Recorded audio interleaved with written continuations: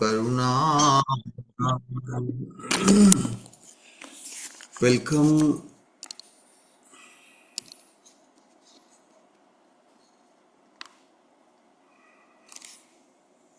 Welcome everyone to this transcendental program of studying Param Dharma called Bhagavat Dharma, or the ultimate duty of the humankind.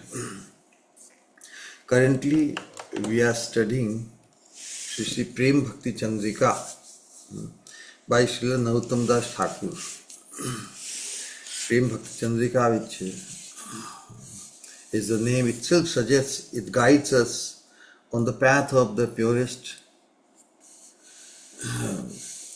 devotional service and attaining the pure devotional service platform, and which is also what is desired by Sriman Mahaprabhu.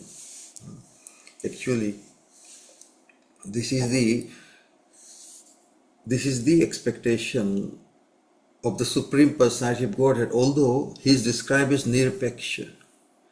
Nirpeksha means the Supreme Lord is complete in himself. He is not dependent on anyone or anything, any situation.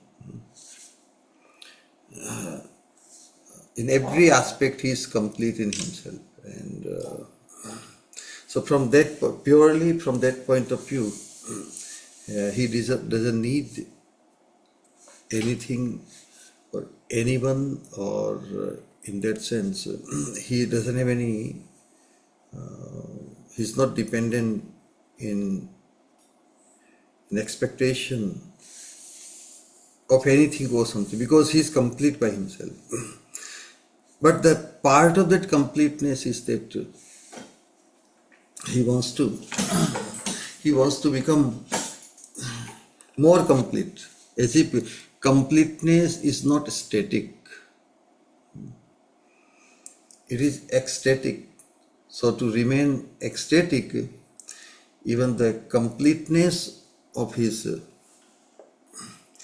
Supreme also eternally, every moment, as if hankers for more completeness.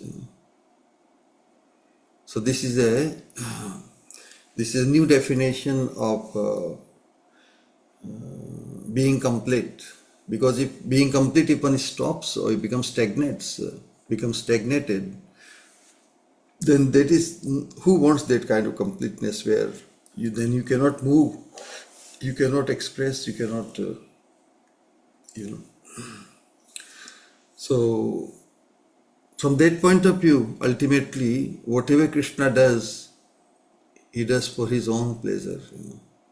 There has to be some motivation, something. Although he is totally ananirpeksha, he has survived and he will survive in his own nature. Anandamayo abhyasat. He is always in the practice of experiencing newer and newer joy. Anandamayo abhyasat. By very nature or by very disposition. Abhyas means his disposition, his proclivity. He is always seeking more anand, more anand. Although he is the very source, very embodiment of ananda or bliss.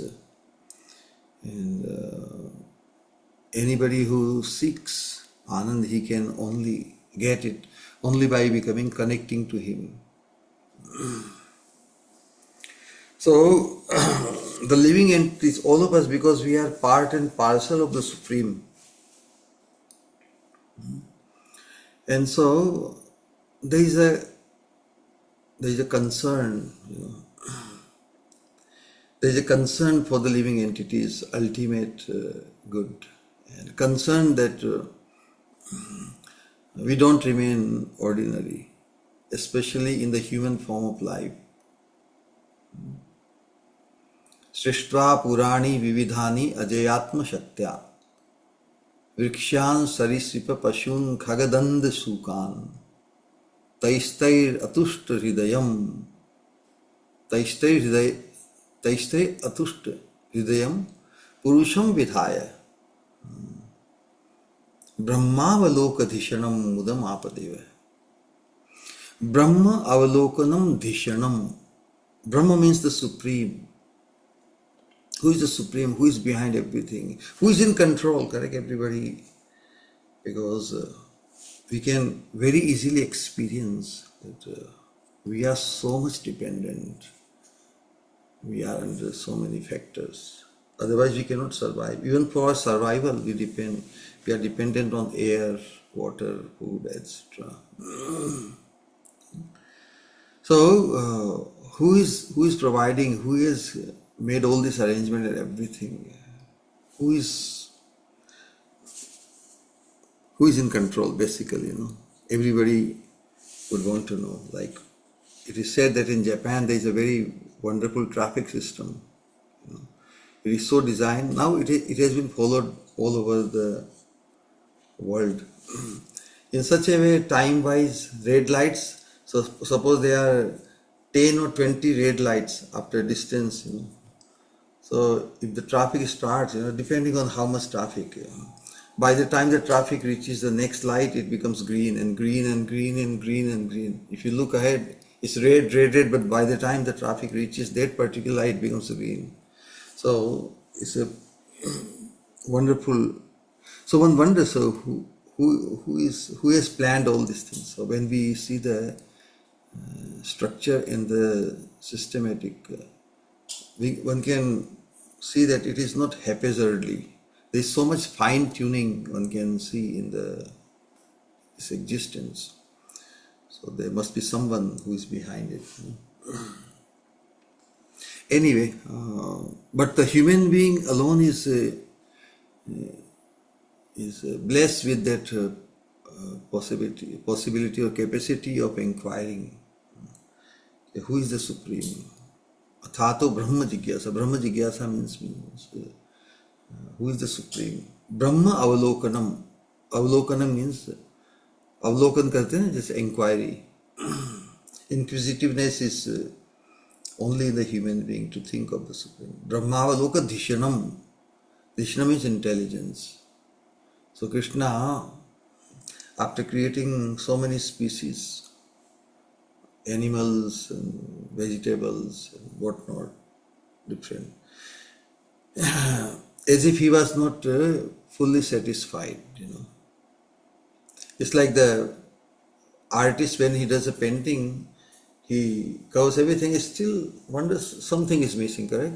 It's not that he doesn't know what is missing, but then he created the human being and he bestowed the human being with a specific intelligence by which he can inquire about Krishna or the Supreme. And with this expectation that yes, at least human being will go after me. Brahmavalokadhisha mudam apadeva. He became extremely happy. He became very pleased. So this is the expectations. Now, when will we eventually fulfill that expectation of the Supreme from us? But when the Supreme manifested as Chaitanya Mahaprabhu, the endeavor on his part to capture the attention, to draw the attention of the conditioned souls like us and give them the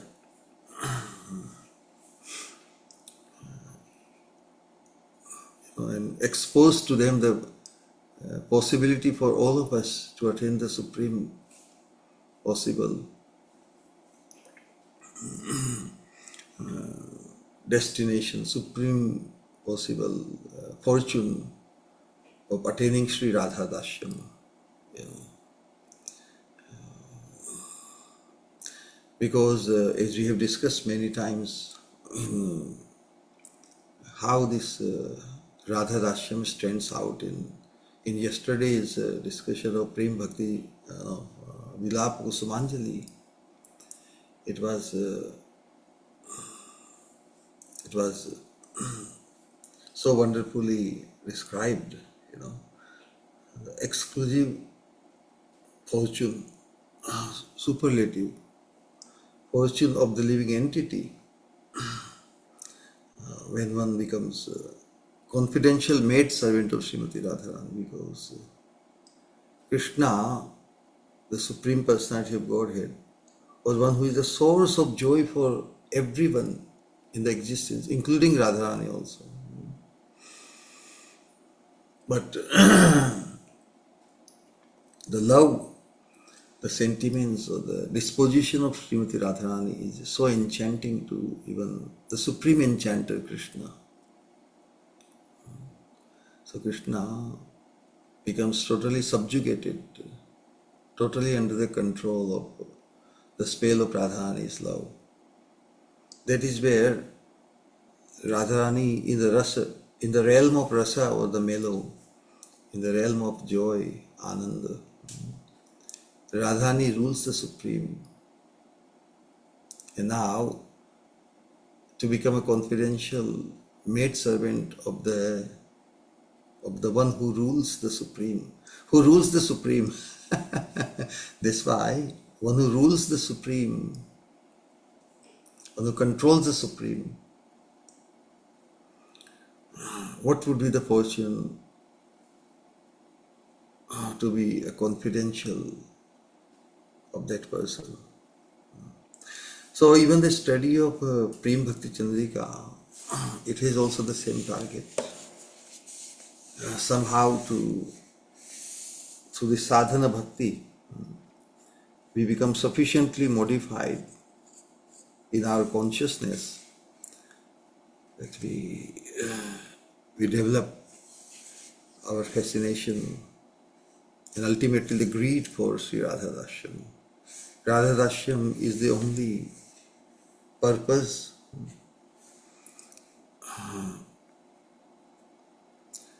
of this culture of Krishna consciousness, because the Krishna consciousness which we discuss has to have its focus on attaining what Mahaprabhu has so wonderfully exposed and made the arrangement through his disciples.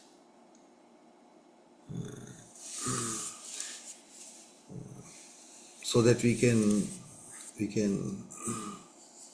not only become informed by it but also find our fascination. So with this in the background, we continue our study. We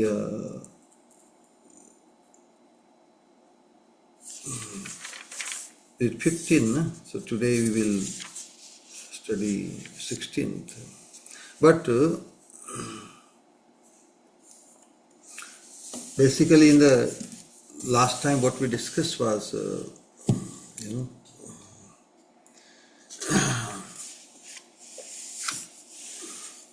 the two kinds of instructions, accepting what is favorable for attaining the platform of pure devotional service and rejecting Varjanatmak, Grahanatmak. What is that? Varjanatmak and Grahanatmak, two kinds of things. The analogy is just this participating in this sadhana bhakti is like taking the best medicine to cure the disease of our sansara vasana, our deep-rooted sansara vasana, means trying to find joy or ananda in this world, which is described as dukkhalayam shashvatam. Now these words may not sound very palatable. Why Krishna is such a wonderful world, everybody is having their own running around enthusiastically, very eager to do this, get this, And it's like somebody's making a halt. Oh, Dukhalem. So it just, it kills the enthusiasm of the conditioned soul to move forward in his vigor and in his determination to become happy in this material world. All right, they will do anyway. But eventually it would be, because this is a realized, this is the real knowledge. That and who but human being would heed for that direction? Hey, you want to be happy, but you better figure out that this world is designed to dissuade us to think that this is a place for eternal happiness. Temporarily we may feel, but if you don't think at the present, it's just matter of time that you will come to know about it. Ashashvatam. Especially Janma, Mrityu, Jara, Vyadhi. We can see people all around, plagued by these fundamental problems. Can you imagine the kind of pain while birthing, the ladies, the mothers go through? And can you think of being stuck in the womb of the mother for such a long time, and especially when consciousness starts developing? What a situation to be put in the womb. Janma, and in between the old age and disease, everybody has to face, and the death is just lurking over us. As certain as death, as they say, and always plagued by the fear of it. So these things, human being can very easily understand. Human being is symptomized by mode of passion. So that's the advantage the human being has over animals who are engrossed in mode of ignorance. They don't think left and right and what is going to happen next moment. But a human being can be alerted, and therefore he can be educated. He can be modified. He can be educated about his options. This is the point. And so that's why he can follow a better path. And through education, comparatively, it is possible for all of us to become interested in the highest level of Krishna consciousness, targeting Sri Radha Dashyam. So two kinds of instruction because of our conditioned state. As a sadhaka also, we adopt certain things and quit on certain things.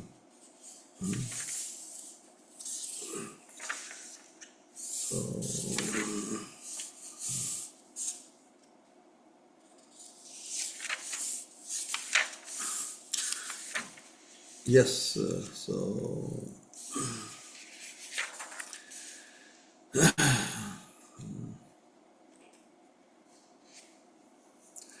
basically, same thing is going to be repeated today, because of our deep-rooted conditioning. One instruction is won't suffice, correct? We need to be instructed again and again to make some impression in our consciousness. Hey, something is really serious, something necessary. So, in today's Tripadi, we will also find the similar. Towards in the conclusion or in the last half of the previous sloka, the positive advice about confidential behavior is given to the practitioners that are fixed in the flavors of Braja. Braja Kevala Bhakata Sangha. No? Those who are interested in Braja Bhakti or Vrindavan Bhakti, of course we are all. Mahaprabhu has come to give us. Aradhyo Bhagavan Brajesha Tanayas Tadhama Vrindavanam. Like that. So Mahaprabhu's teaching connects us to the Brajendra Nandan Krishna and also to his abode, where all the mellows, sublime mellows of purest love, in different sentiments, even the sentiments, Dashyaras, Sakhyaras, Vatsalya and Madhur or conjugal. केवल भगत संग प्रेम भक्ति रस रंग लीला कथा ब्रज रस पूरे. Just stay with the pure devotees, Just stay with the pure devotees and enjoy the flavors of loving devotion with them.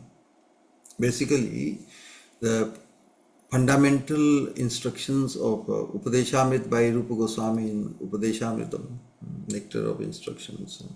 Tishtan braje tadanu ragi jananugami kalam nayad akhilam iti upadesham. This should be the goal, at least the feasible, practicable goal that sooner than later, better sooner than later, that we also become fortunate. We can target our, at least this fortune, that Tishtan Braje, that we find our eternal residence in Vrindavan. Vrindavan is a place to live, not to die. There was one person in Vrindavan, in one ashram. Anybody who would visit the ashram, he will just beg as if mercy from them. He said, I want to die in Vrindavan. I want to die in Vrindavan. So there was some occasion, and devotees were invited, we also happened to go. So I halted him. I said, say I want to live in Vrindavan. I want to live in, because Vrindavan is a place where eternal life of bliss is available, And the Braja Melos, just stay with the pure devotees and enjoy the flavors of loving devotion with them. Stay in the Braja and enjoy the topics of the Lord's pastimes.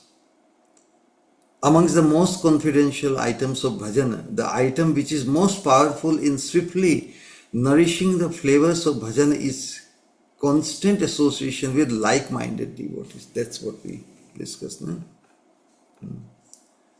What a powerful instruction. Because endeavor everybody puts, but our endeavor should be moving in the one direction only. Tivrena Bhakti Yogena. This must transpire in our life, that all our endeavors, rather than being in conflict or in going in opposite or conflicting directions, they should move in one direction to become very powerful. It's not that endeavor is not made, but with such a fine direction, we can become established in Tivrena Bhakti Yoga, because bhakti is not casual.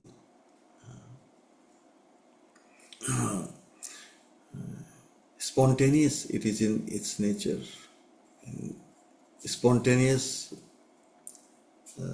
state of devotional service one attains only when the full vigor one goes in the direction of our destination with full vigor, with full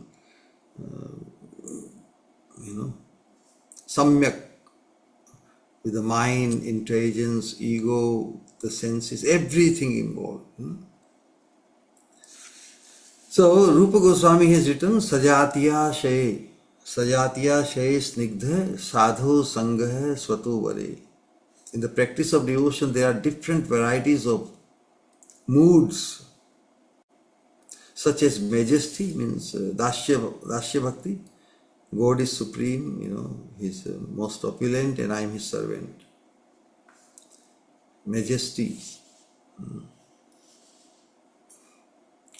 In Shantarasa, one perceives the Supreme as very majestic and very sweet, just Nothing to do with him, just experiencing the majesty and the sweetness of the Supreme, quietly, without any inclination to do or reciprocate with him, just receiving the majestic and sweetness, just seeing and contemplating about the sweetness and majesty of the Supreme. That is Shantarasa. Then servanthood, Dasya Rasa, friendship and Sakhya Rasa, or conjugal devotion, Madhur Rasa, Ujjwal Rasa. So different varieties of moods are available, correct? And the aspirant must seek the association with a saint who is inclined towards the same kind of flavor as he is. In the religion of devotion, or in the culture of devotion, the aspirant must also keep the company of saints who are more advanced in bhajana than he himself, and who is naturally gentle and affectionate in the sense that he is very compassionate. The adjective sajatiya indicates that the company of such great saints causes a very nice relish of devotional flavors, bhav pushti. The two persons of the having the same aspiration in the heart, it just boosts the sentiment in the same direction. And one can talk for hours and hours, but if the sentiments of someone towards the Supreme is different or conflicting, then such association, what we can discuss? Not much. So the adjective sajatiya shay, sajati means of the same kind, ashay means the aspiration of the heart, indicates that the company of such great saints causes a very nice relish of devotional flavors. And the two adjectives, sajatiya and swatovare, the most wonderful thing that if we can have the association of someone, we consider him so superior to us. Because in association, what happens? Everybody in the conditioned state has a tendency to rule or to, ex, to expose or to think of establishing one's superiority. And that's why nobody wants to be submissive, nobody wants to submit. But if we find a person, if we have the association of person of whom we can think so highly, even as the most blessed, then what happens? The association of such great saints will cause the flavors of devotion to arise in the heart of the aspirant devotee. Because that means considering somebody so superior to oneself means whatever he would share, whatever he will speak, we won't doubt, we won't put our intelligence to challenge whether should I accept it or not. If we accept somebody is so superior to oneself, then immediately, fully, we can become benefited by whatever he gives or speaks. So, and the adjective snigdha also indicates that a grace of the saints which swiftly makes the heart of the aspirant qualified for these matters also becomes easily attainable. We won't commit. What blocks our receiving the benefit of good association? Only the aparadha or finding faults. When somebody is lovingly or compassionately disposed towards us, we won't commit any offense to him, correct? But if somebody is harsh and somebody always after our case, then we may express our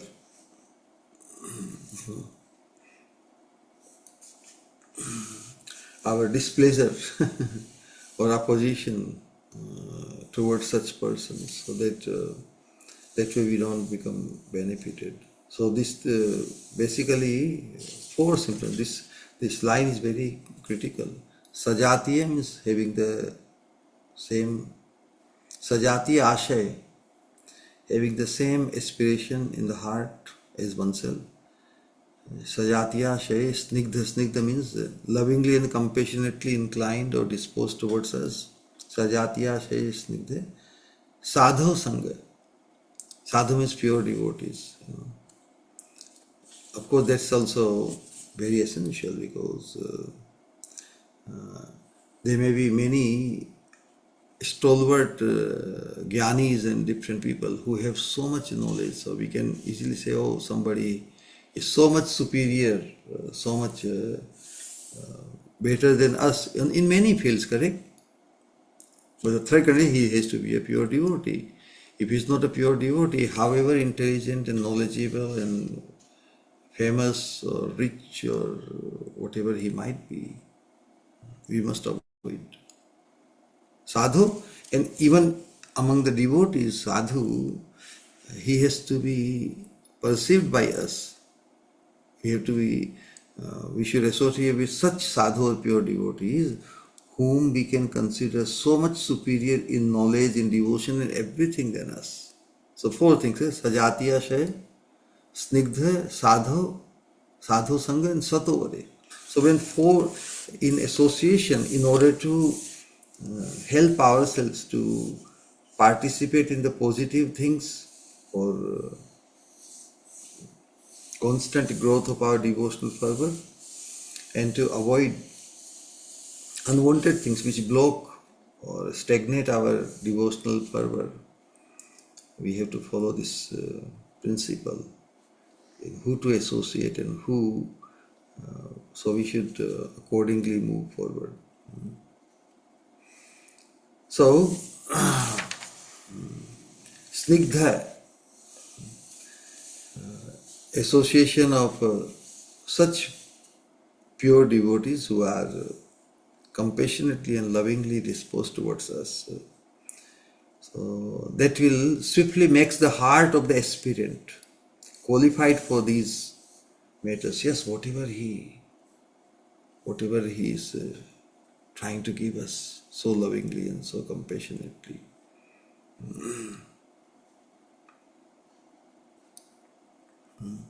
So when devotion, which has the devotee as subject and the Supreme Lord as the object, attains the stage of rati, that is the bhava, it becomes very palatable, such is the conclusion of the devotional scripture. So our endeavor through the sadhana bhakti at our stage, we must target this rati or bhava bhakti, because that is the very identity of.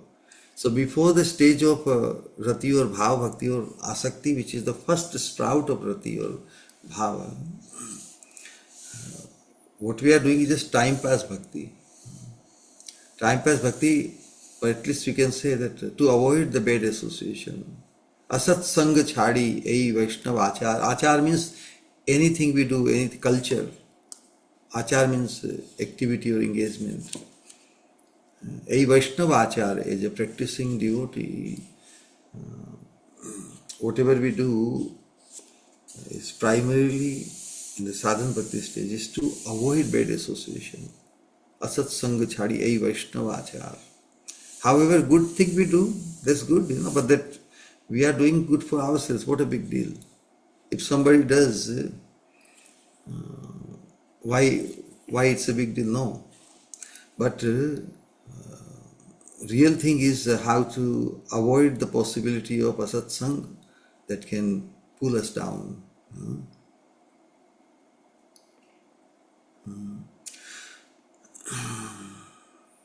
So our target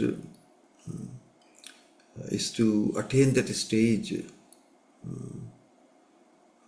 attain the stage of rati, and at the stage of rati, our devotional fervor, becomes very palatable. Therefore, it is understood that through the gate of seeing, touching, and conversing with such a Mahabhagavat, Seeing, touching and conversing with such a pure devotee Vaishnava and associating with him by discussing topics of the Supreme with him, this will be accomplished. Immediate goal should be to attain the stage of rati, asakti, and by associating with such a devotee, such pure devotee who meets four conditions. Sajatiya, having the same aspiration in the heart. Snigdha, who is compassionately and lovingly disposed towards us, so that we can honor him without committing any offenses by through fault finding or commenting, judging him negatively. Sajatiya se snigdha. Then sadhu sangha, he is to be perceived as a pure devotee.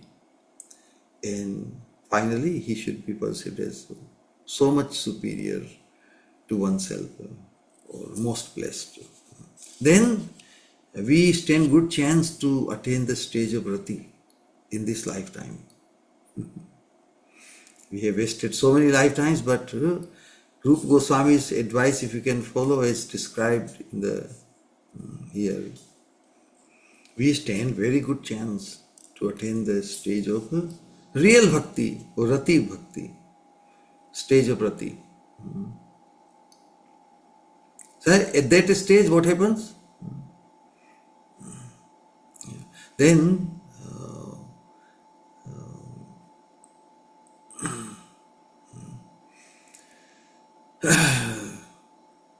when rati arises, or the sentiment or attachment arises through such association of such devotees, arises within the heart of the practitioner, then the flavors of devotion becomes relishable.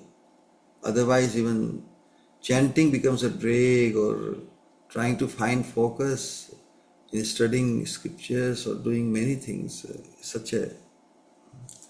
but at the stage of rati, it becomes naturally relishable all the times. Therefore, it is said, Kevala Bhakata Sangha Prema Bhakti Rasa Ranga. Here the word Ranga indicates a special variety of relish of the flavors of devotion, and the reason for this is also mentioned. Leela Katha Braja Rasa Pura. This Braja Pura is full of rasa. Braja Pura means Vrindavan, Braja Mandal, which means that this place causes the greatest incitement. Incitement means it's like a uddipak, catalyst. It causes the greatest incitement for remembering Krishna's pastimes. It's most conducive. Therefore, actually, by being in Vrindavan, it is very difficult to forget Krishna, correct? But even if because of forgetfulness, one forgets Krishna, but the touch of Vrindavan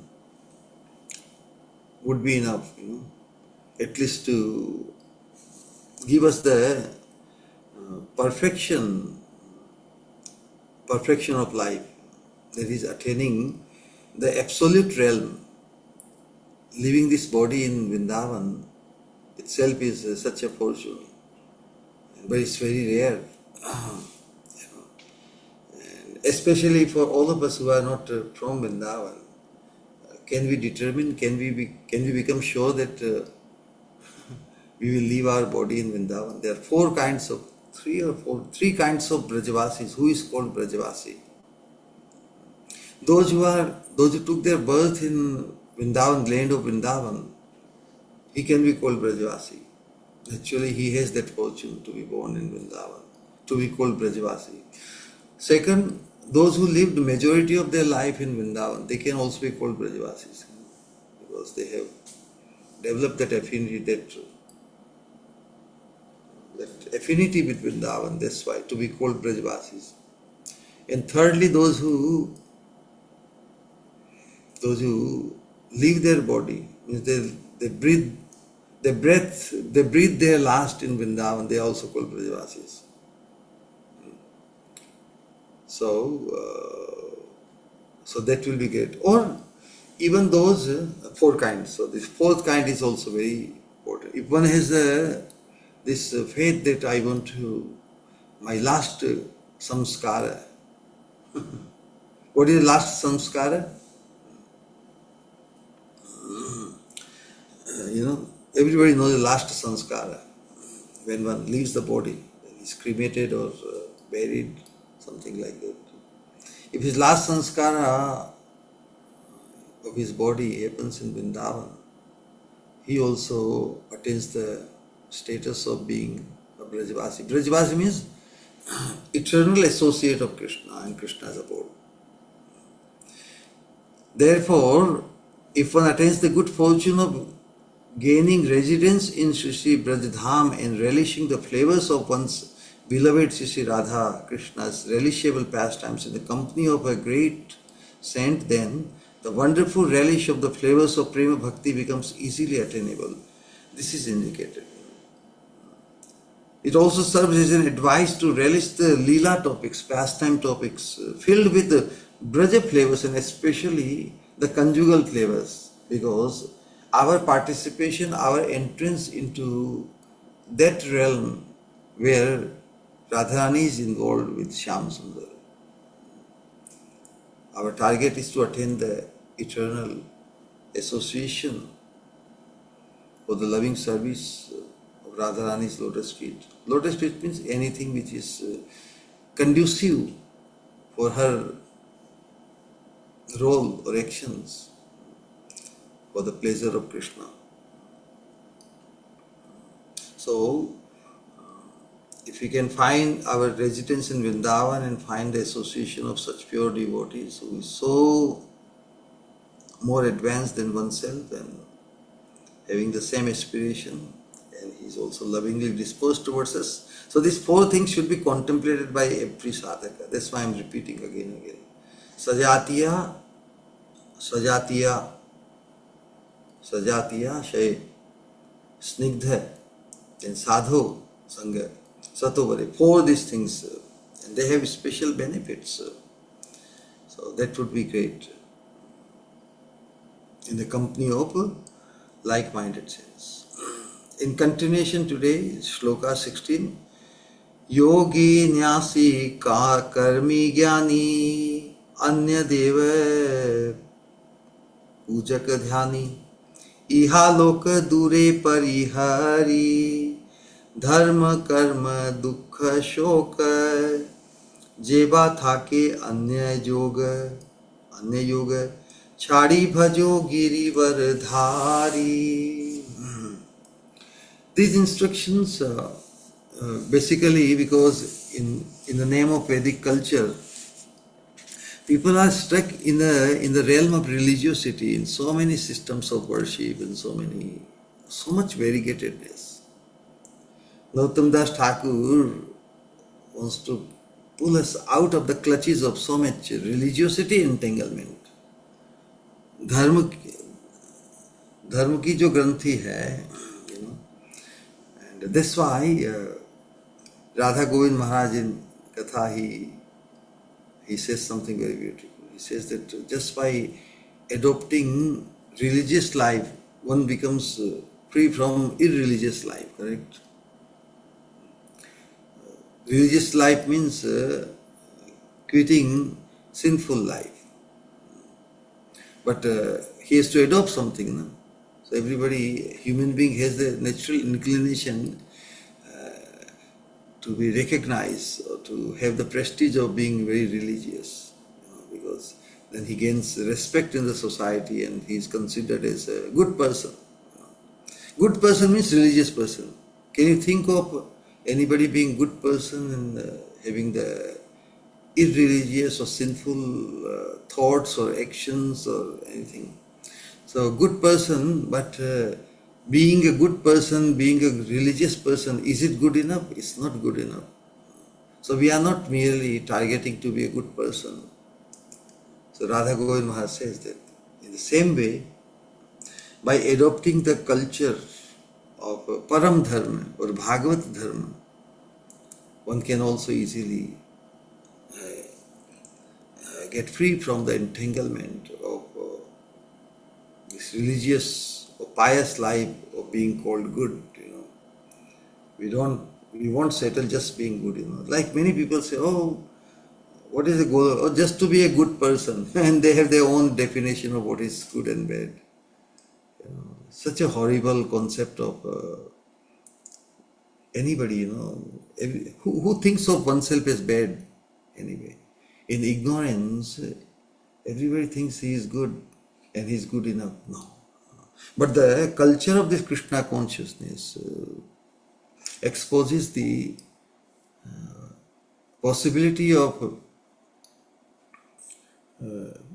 becoming the most fortunate, So that is what we do. And in order to accomplish it, further instruction today, like in the previous Sloka, what association to avoid and what to have, Yogis, so it says, yogi, nyasi, karmi, jnani.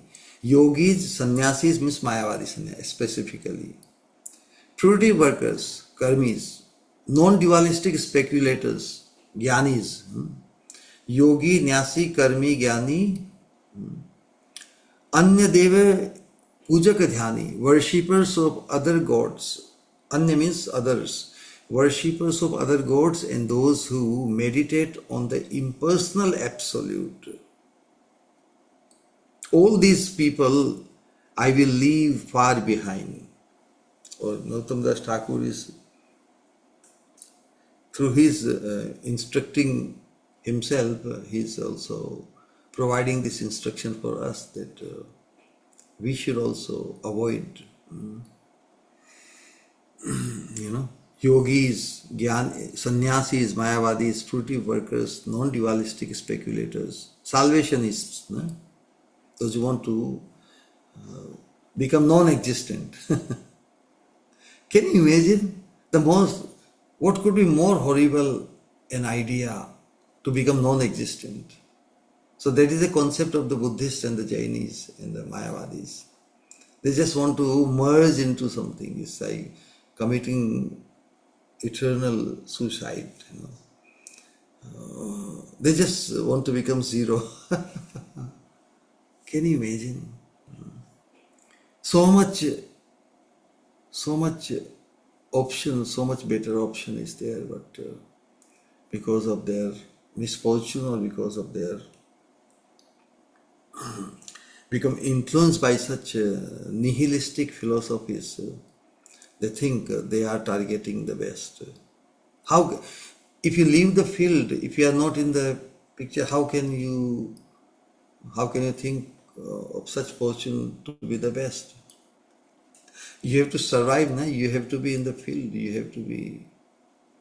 But to become non-existent, to become jinn, to become nothing, to become identity free, means to lose one's identity, becomes identityless. How can that be the aspiration? So, those who are salvationists, the non-dualistic speculators, they are all these people, I will leave far behind. Give up attachment to varnashram dharma. Dharma, karma, dukkha, shoka, jeba, thake, anya yoga, chadi bhajo, girivar dhari.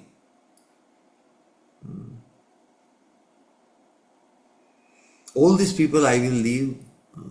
Give up attachment to varnashram dharma also. Fruitive activities.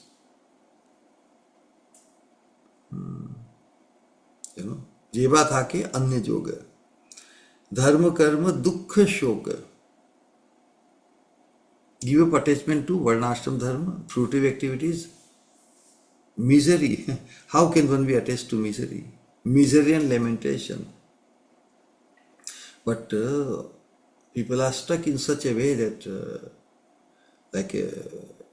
misery and lamentation, it becomes their second nature. Here something is. And other connections and worship Giridhari. Many people unfortunately just take it for granted that this is life. So in life, in order to, just as one gets some happiness, misery is also part of life. So people very much incorporate misery and lamentations in their life. No, it is not necessary that we have to live with miseries and lamentation. You know. It's like people create such an impasse within their own system, in their family, society, or surrounding. They say, well, in order to have happiness, one has to also face these miseries and lamentations like this. You know, no, it is not necessary. That's why give up attachment to not only varnashram dharma, fruitive activities, but miseries, lamentation, and other connections and worship. Giving up all, only exclusively worship Giridhari, the Supreme Personality of Godhead, Krishna, who lifts all burdens from us, or the burdens which cause miseries, and Krishna lifts all the burden. Hari, one who lifts or removes all miseries. So Giridhari, this name is very, very important, because Krishna lifted. Dhari means one who holds. He held the Govardhan, heavy Govardhan Parvat. That means Krishna is all capable. So we should take exclusive shelter of the most or all capable Supreme Personality of Godhead. The worship of Giridhari is emphasized ultimately. So this is the positive, something to be adopted in all the previous things, like yogi, jnani, sannyasis, all this association and to be given up. So in this Tripadi, as in the previous Tripadi Sloka, Sri Narottama Das Thakur defines some rules and prohibitions for the devotee. A devotee who desires his own welfare should cast the association of yogis, nyasis, karmis, jnanis, and those who meditate on other gods far away. A devotee who desires his own welfare should cast the association of such far away, like any other kind of bad company. Amazing, correct? Because in the society we see so much prestige, people who are recognized or celebrated as yogis or sannyasis or great karma yogi or jnanis, and people engrossed in so much religious worship and passion for demigod worships. But a devotee who desires his own welfare should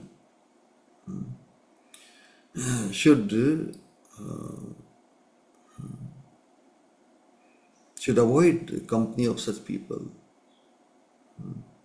For the devotee who is exclusively fixed in bhajan and who strives for the attainment of prema, all people who are absorbed in things other than Krishna are unwanted association. Very powerful statement. In their association, a devotee will inevitably become absorbed in things that have nothing to do with Krishna, and that will cause the decline of his bhajana.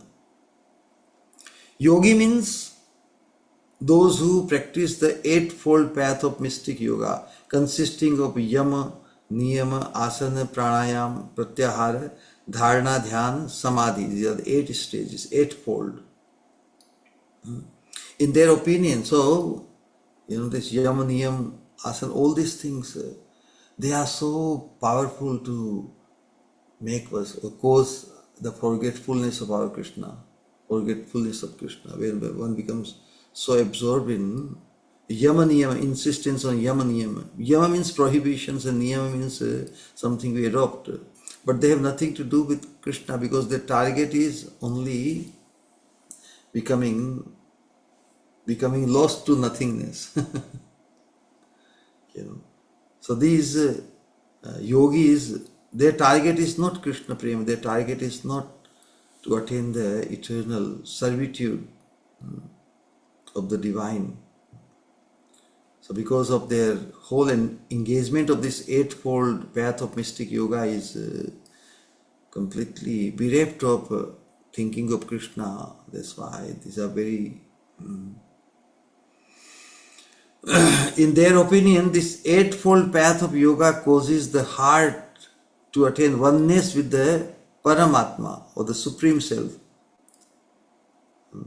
Asampragyata Samadhi, abstract spiritual trance. So this kind of conception that you is like the means to disassociate with this is world of three modes of material nature. This is their system. That this is how, by involving oneself in this eightfold mystic yoga practice, one can attain the oneness with the inner soul. Oneness means one soul, correct? And oneness means together, so there is a recognition. There is a soul, oneself, and the super soul with which one wants to attain the oneness. So, oneness, their concept of oneness is not being together, but to lose oneself. That is their oneness. The most horrible thing. That I can just lose myself, I become non-existent. No. So this abstract spiritual trance which they attain, all concoction. How? By blocking up obstacles like and they just disregard all other means and processes. The system is just describing. By blocking up obstacles like pramana or documentation or authority, ignoring all other authority, just going full force as if one is going to join or become the supreme. That is the concept, that is the understanding. So all other authorities or evidence is leading to different options. Na? They ignore. Viparya, disorder, vikalpa, doubts, fancies, nidra, sleep, and smriti, recollection. So basically, because the aspiration to become yogi completely causes, one becomes bereft of Krishna consciousness. There is no focus on Krishna. It takes away complete focus away from Krishna. That's why. Then Nyasi means a Mayavadi sannyasi. Those who follow the school of non-difference propounded by Shankaracharya and who can have one of 10 titles, 10 titles of sannyasis. Vana, Bharati, Puri, Giri, etc. are called Mayavadi sannyasis. In their opinion, the undifferentiated Brahman is beyond illusion, and the personality of Godhead, who is endowed with attributes, is associated with Maya. They call anything which is perceivable. This is the concept. Anything which is perceivable, they call it Maya. So for them, any perception is wrong.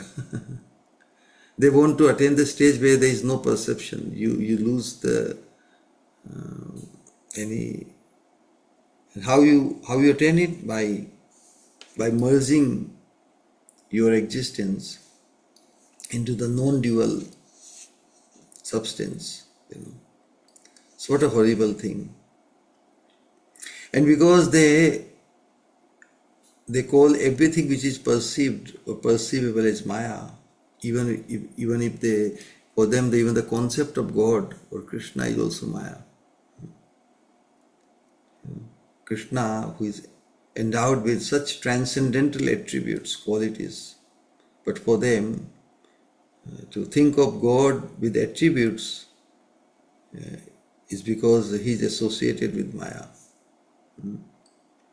His body and attributes all being designations of Maya or illusion. What a misfortune these Mayavadis have. Neti, in the name of Neti, means the Vedic scriptures guide that so that we don't associate and develop affinity for anything of this material world which is plagued by the three modes. But in denying everything, but they don't establish what is then. Not this, not this, not this. This is their rule. But they fail to establish what is. Not this, not this, not this, but what is. They fail to recognize. And they are so obsessed with this tendency and this insistence of denying everything which is perceivable or perceived, that even when Krishna appears in front of them, or they think of Krishna as a Maya Krishna, or made of Maya. That he is associated with Maya, that's why he has attributes.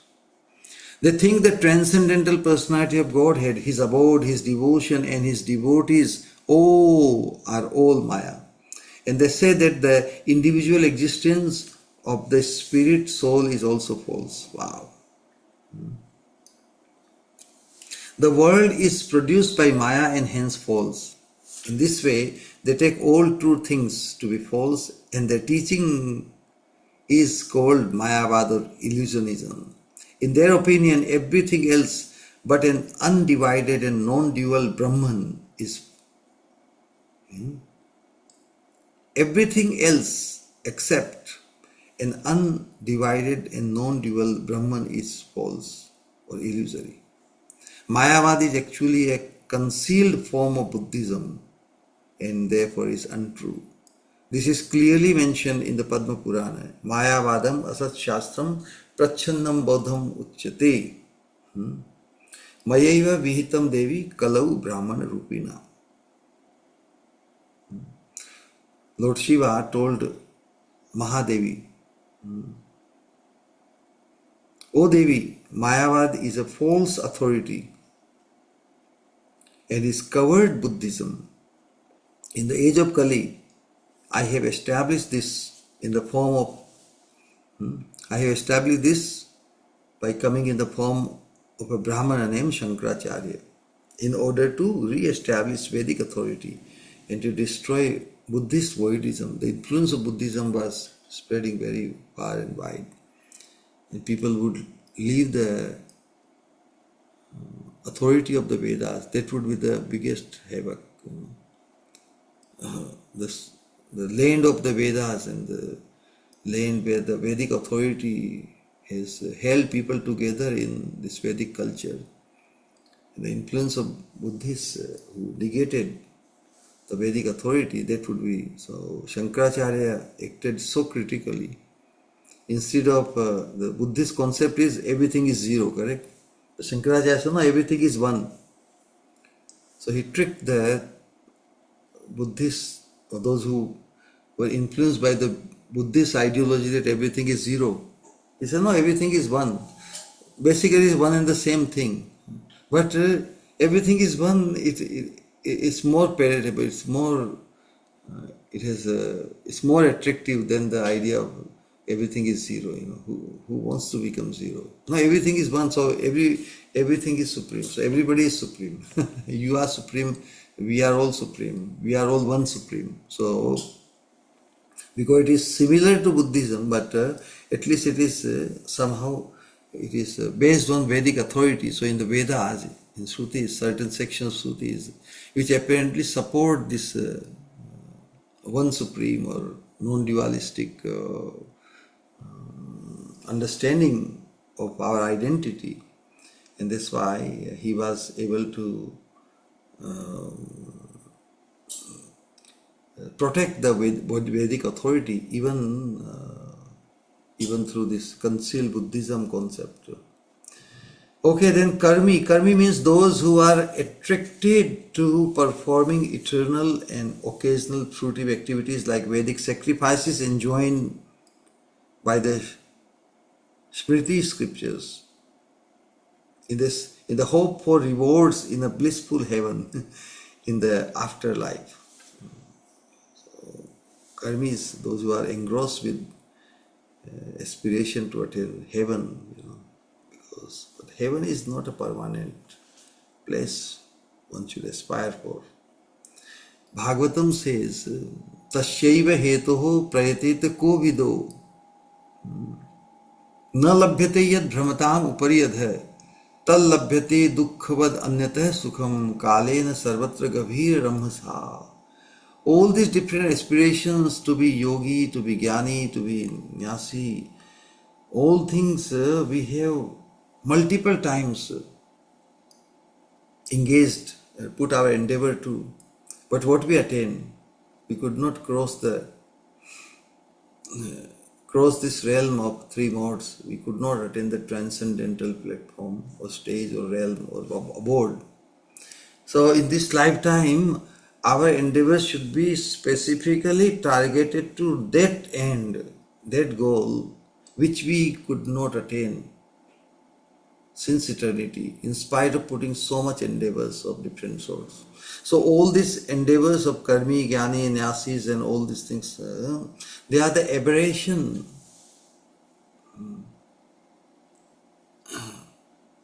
of distractions, further distraction, further causing the deprivation. So we, a sadhaka has to very seriously free one's consciousness to have whatsoever affinity for these so-called stalwart persons, to be recognized as a yogi or as a jnani, as a sannyasi, as a karmi, etc.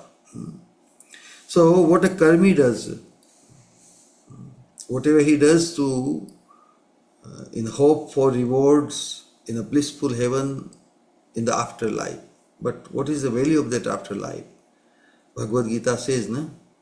Kshine punye martya lokam vishanti plava yete adridha yagya rupa. Even though he may attain heaven through the difficult performance of sacrifices and the following the very hard, very difficult vows, austerities. When the fruitive worker's pious merit is exhausted by enjoying for some time in the heavens, he will have to leave his pleasurable heaven again and return to the mortal world of earth and suffer the pains of repeated birth and death again. Therefore, the performance of sacrifices is no sure means to cross the ocean of birth and death. Just as in this world, the wheat and other grains that are earned or consumed or gained, wheat and other grains that are earned means that are reaped, one gets through hard agricultural work is ultimately exhausted. Put hard labor, one gets the grain, then one consumes the grain, then grain is gone, correct? Similarly, the heavenly pleasures earned through the performance of pious work is exhaustible. Therefore, those who are blinded by illusion are only attached to fruitive activities and thus create their own bondage. Just as a spider gets trapped in his own network. So, endeavor, if one has to make, one must make endeavor to that end which has not been accomplished as yet.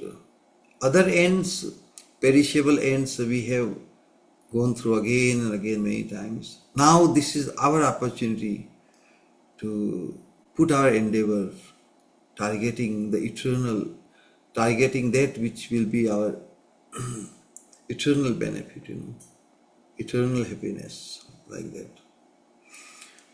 Jnani means Brahma Jnanis, those who think that there is no difference between the living entity and the Brahman. Shankaracharya has defied all attempts. Shankaracharya, he just defied that all this karma kanda, he defied all attempts to combine karma and jnana throughout his thesis. In the Vedas, there is a portion, section where emphasizes the karma kanda. And say, yes, human endeavor should be to attain the heavenly pleasures, karma kanda sections. But the other jnana kanda section says no, this hankering and endeavoring for heavenly pleasures which are temporary. So that is not the best usage of human intelligence. One should educate oneself that he is the spirit soul, he is not matter. So material pleasure should not be the goal of life. Rather, to realize one's identity or oneness with the Supreme. So in the process of identifying oneself with the Supreme, they lose themselves, because how can Supreme, why the Supreme has to endeavor to become Supreme, correct? How ludicrous this idea of Mayavadis. Or you have to realize the oneness. One has to realize one's oneness with the Supreme. Why one has to realize? Is Supreme bereft of that realization that he is Supreme? So this is most ludicrous idea. But at least Shankaracharya, Jnanis, they don't partake into the karma kanda. So Shankaracharya has defied all attempts to combine karma and jnana throughout his thesis. In his opinion, there is a complete contrast between karma and jnana, like the contrast between darkness and light. They cannot be practiced simultaneously. That's why bhoga and tyaga, these are the two aberrations from the real devotional service. So in bhoga, in karma kanda, through karma kanda, one wants to become engrossed in sense gratification independent of Krishna's service, which is the aberration from his swarup. In swarup, we are not the bhokta. Bhoktaram yajna tapasam sarva lokamaya. These things have been, Krishna has taken that position as a bhokta. Bhoktaram yajna tapasam sarva lokamaheshwaram suhridam sarva bhutanam gyatva mam shanti vrichyati.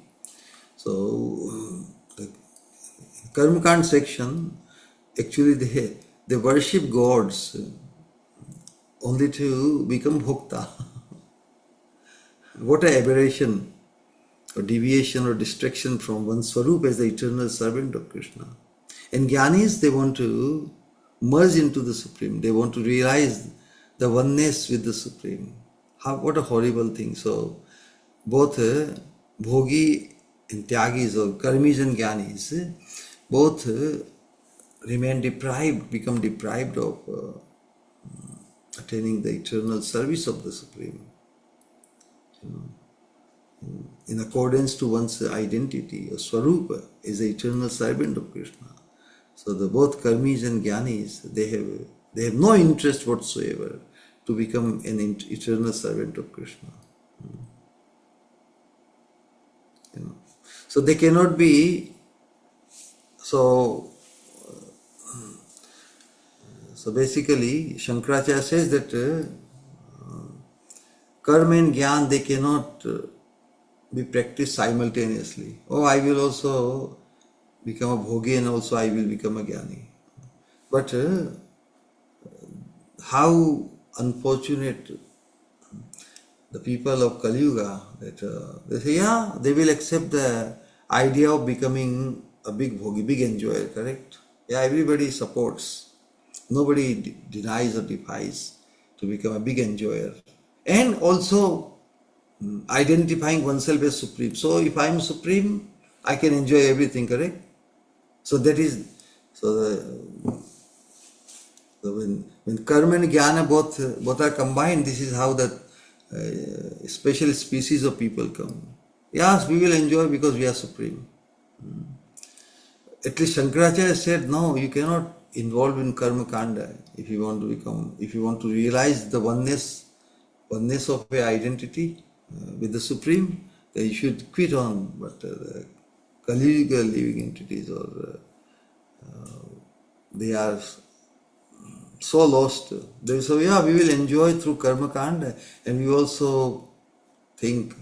So rather, even before realizing, people have the audacity and they have assumed that, yes, I know that I am the Supreme.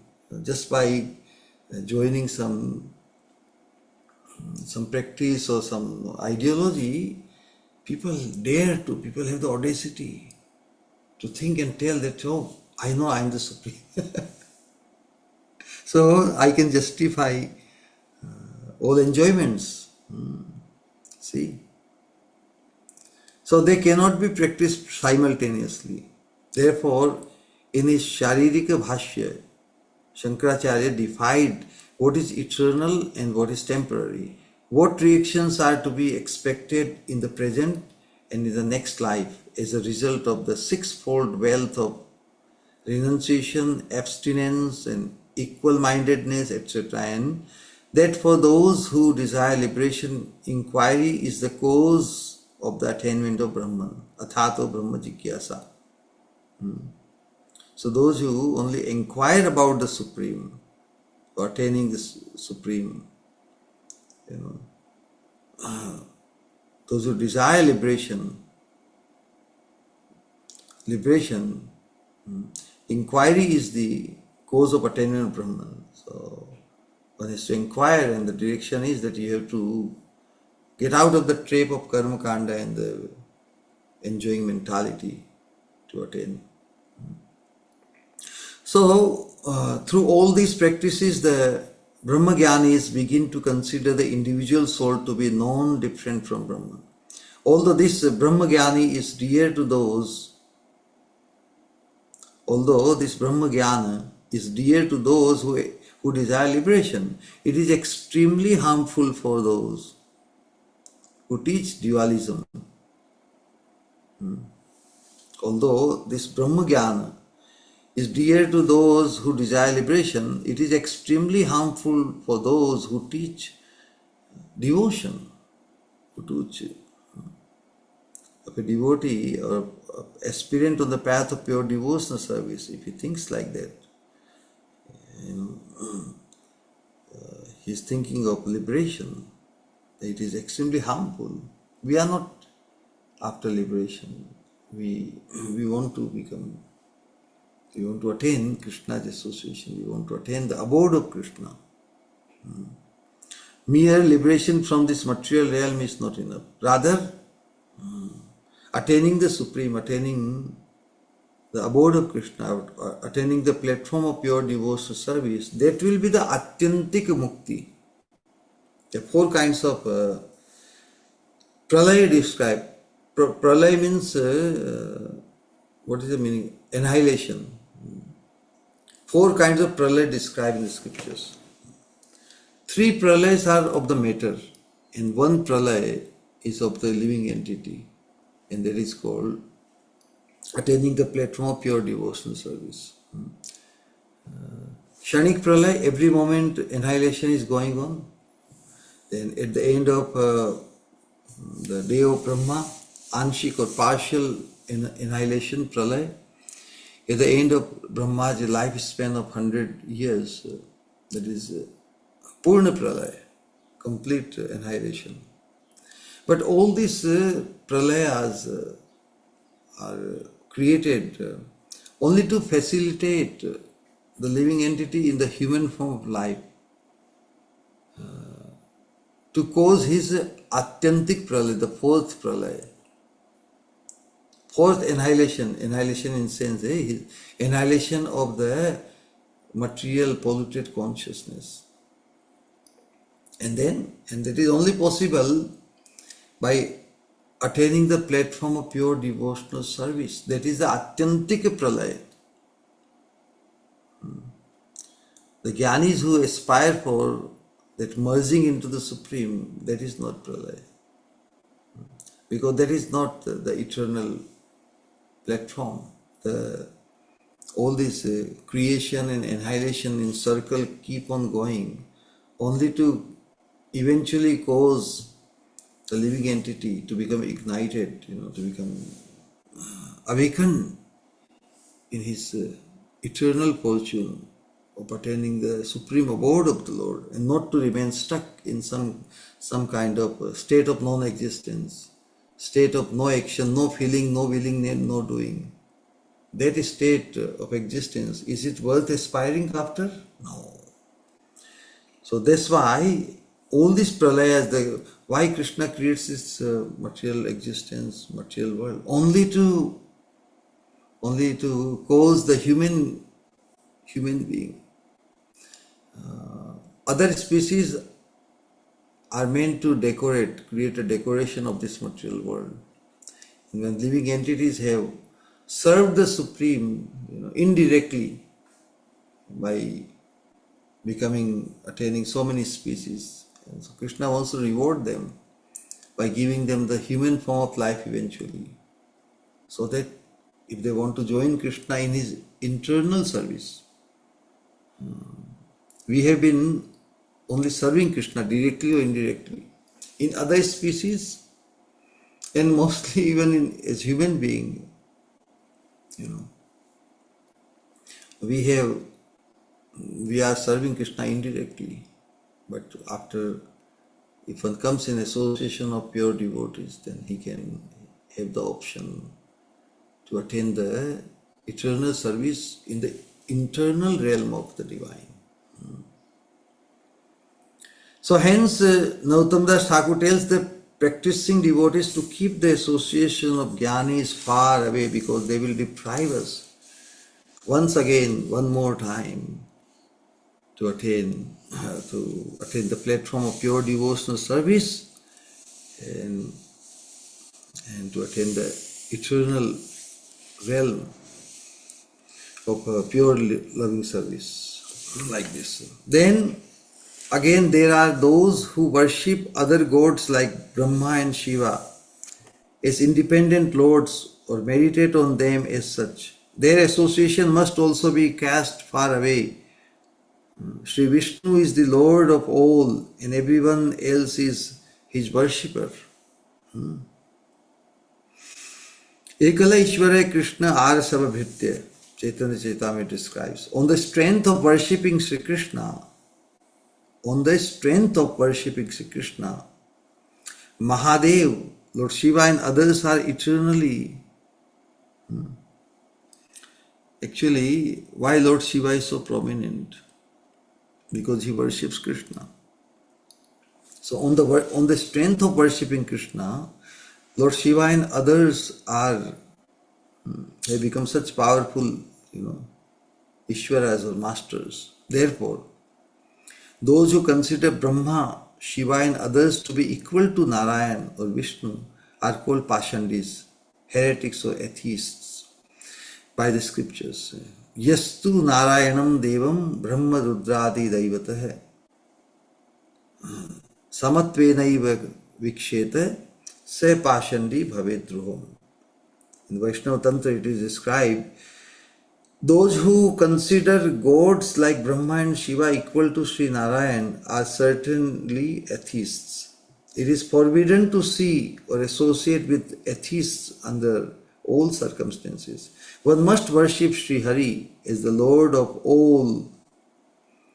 One must worship Sri Hari as the Lord of all, and Brahma and Shiva as the greatest Vaishnavas, servants.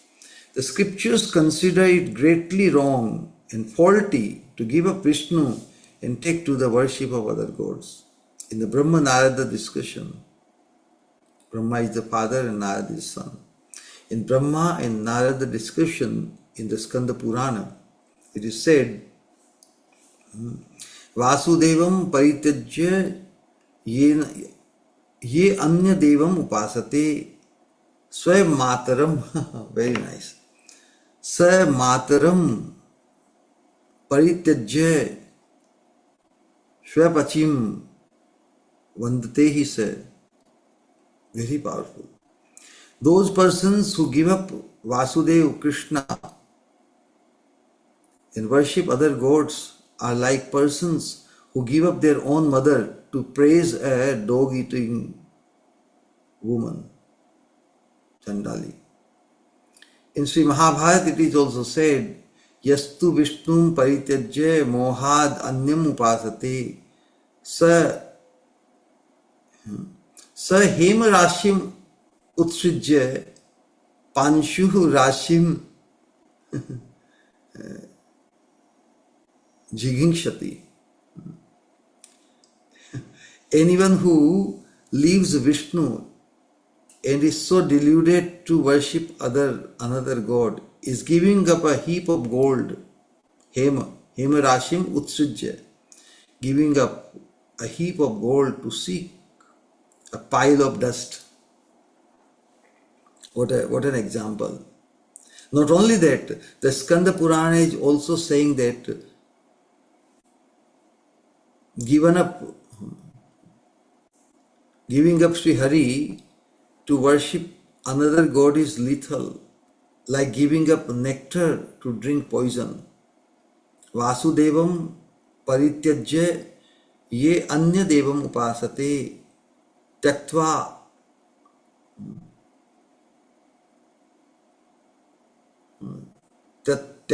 tyaktva amritam se mudhatma bhungte halahalam visham. A devotee or aspirant or sadhaka who desires his own welfare should cast the association of all these people that are against the path of pure devotional service far away. No? Wow. Then it is said, Dharma karma dukkha shoka jeva thake anya yoga chadi bhajo giri varadhari. Give up attachment to dharma or fruitive activities, misery, lamentation and other connections and worship Giridhari. Giri varadhari. Dharma means activities that are proper within Varnashrama Dharma. Duties of the four castes, Brahmana, Kshatriya, Vaishya and Shudra, and of all of the four ashramas, stages in life, Brahmachari, Grihastha, Vanaprastha and Sannyasa. Karma means perpetual, nitya, naimetic karma, Karma means nitya, naimetic, perpetual and occasional duties to be performed for creating pious merits. The pure devotees are advised to give up all this dharma and karma and just to do bhajan. Sri Krishna advised Sri Uddhava to give up dharma, saying, Agyayaiva gunan doshan maya dishtan api swakan dharman samstajya ye sarvan mam bhajet satya sattame. Krishna is very systematically, comparatively describing who is the best. So he says, anyone who worships me, renouncing the religious principles propounded by me. Dharma is established by Krishna himself. No? Dharmam tu sakshat bhagavad pranitam. And Krishna is telling, disregarding even, renouncing the religious principles propounded by me. Why dharma is propounded by Krishna? To free one from animalistic, utshrinkal, unruly atmosphere. No? If there is no bond of religion or following of religion, people will act like animals without rule. It will be such a chaotic thing. So dharma provides a system, an arrangement where all can function with certain restrictions, certain rules, regulations, and everybody can live peacefully. That is the purpose. What Krishna is saying, this adoption of religious principles, Varnashram Dharma, it is for those who are not ready for Param Dharma, Uच्च Adhikar. Higher Adhikar को क्या कहेंगे? One who is situated in higher order of duty. If one cannot adopt the higher duty or Param Dharma or Bhagavad Dharma, then because he is situated in lower adhikar, lower eligibility, that's why he is at least given to follow some religious principles of Varnashram Dharma. Because he is not ready to directly follow the highest principle of pure devotional service. So Krishna says, anyone who worships me, renouncing the religious principles propounded by me in the Vedic scriptures, even though knowing the virtue in following them, so if one follows religious principles of Varnashram Dharma, then it gives him a lot of virtue. One is recognized as a very pious, good person, religious person. And the fault in not following them, and if he gives up the religious life as established in Vedic system, then he loses that practice. How can you give up all these things which we have been doing in the name of religion? So, even though knowing the virtue in following them and the fault in not following them is counted by me amongst the greatest saints. Wow. Krishna says, if one gives up all these things exclusively to attain me for my sake, then he is the best. But because in the conditioned state, people are not interested only in Krishna.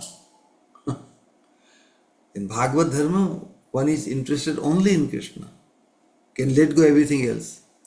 But in a conditioned state, because the living entity is not ready to be interested only in Krishna, so he says, okay, you can take interest in this, all this sense gratification, but in a restrictive way, in a religious way, not just like animals. Eventually, by attaining the association of, because in a regulated life, one follows some disciplines, certain things in Vedic culture, like respecting the elderly people, respecting the saintly people, and doing good karma for dan punya, giving donation, charity, and all these things. So in that regard, one also, there is a possibility of attaining the association of pure devotees who can ignite or create the attraction for higher option of Param Dharma. So what Krishna says, but those who have understood, those who can appreciate, yes, worshipping alone me is the best. So for worshipping Krishna exclusively, one who gives up his attachment or his entanglement in following religious duties, which gives him good prestige, but he doesn't care for his religious prestige. But one wants to attain the stage or exclusive worship of Krishna. Then Krishna says he is the best. Wow. Such person is counted by me amongst the greatest saints. So Krishna says, "Oh Uddhava, those who do bhajan after giving up their occupational duties, those who do bhajan giving up their occupational duties that have been enjoyed by me or sanctioned by me, authorized by me in the Vedas, are counted amongst the aforementioned sadhus." Only by adopting Param Dharma, one can free oneself from this so-called religious duties. Because to attain the platform of exclusive worship of Krishna is the most desired thing ultimately. So one who is set to attain that platform, then one will have to free oneself from this varnashram entanglement.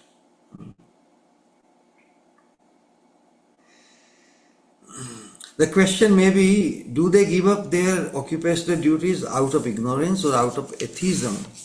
The answer is answer to this is no. Although they know that compliance with occupational duties or dharmic duties purifies one's existence. And non-compliance leads to troubles. They also are they are also firmly convinced that compliance with the duties prescribed for me by the Vedas disturbs my meditation. So for those who were on the lower scale in their consciousness, to elevate them, the Varnashram Dharma was given. But once one finds one's fascination in pure Krishna consciousness, then one will have to free himself from that entanglement of this lower nature, or entanglement with the compliance with the duties prescribed for me by the Vedas. But when I was in the lower stage, lower consciousness, when we find our affinity, fascination for Krishna consciousness, then we will have to, and we will be able to give up our entanglement with this compliance with the duties prescribed in the Vedas under different varnas and ashramas. And thus they fully give up their occupational duties. In Bhagavad Gita, the Lord Krishna says the same thing. Sarva dharman parityajya mamekam sharanam vraja aham tvam sarva papebhyo mokshayishyami ma shuche. O Arjuna, give up all occupational duties and take exclusive shelter of me.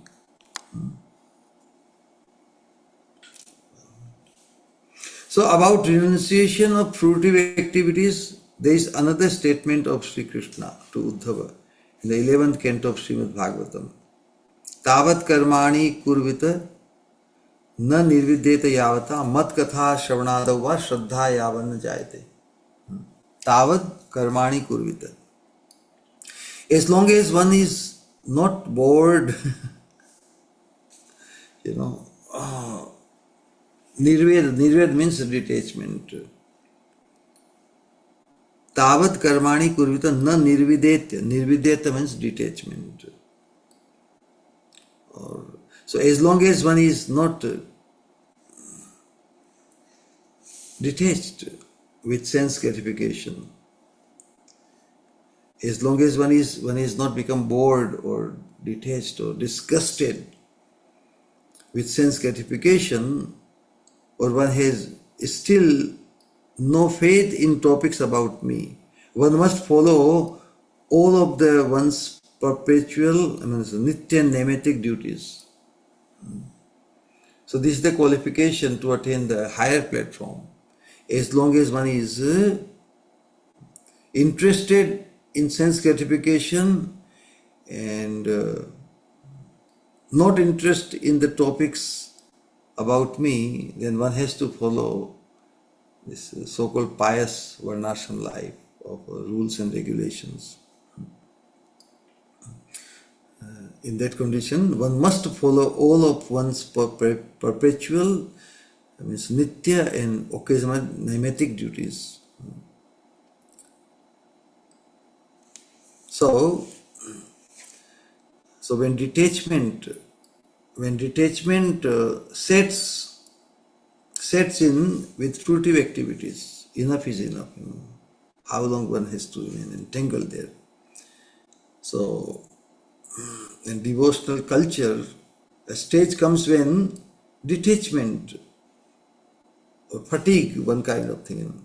Detachment sets in with fruitive activities. One becomes eligible for practicing jnana, not karma. Following my words, nirvinnanam jnana yoga. My words, as long as faith does not arise by the grace of the saints. Krishna says, as long as faith does not arise by the grace of the saints,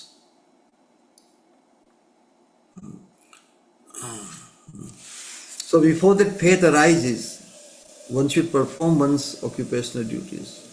And when faith has arisen, then my words, a person whose faith is awakened, indicate that a faithful person becomes qualified only for devotion, not for fruitive activities. So the adhikara, this for karma and jnana, only until one's faith in Krishna, a person whose faith has been awakened in me, then he becomes qualified for devotion. Basically, so as long as one is engrossed, one finds one's taste in fruitive activities for sense gratification, or as long as he has not become detached, then karma and jnana are for those people. But once one has become, one's faith in Krishna's instructions and Krishna's pastimes has awakened, then he becomes eligible for pure devotional service. In other words, I will be blessed by, this is the understanding, this development of consciousness, that sadhaka thinks that I will be blessed by hearing topics of the Supreme Lord, not through karma and jnana. This kind of firm theistic faith must be understood to be the result of association of pure devotees. Yeah.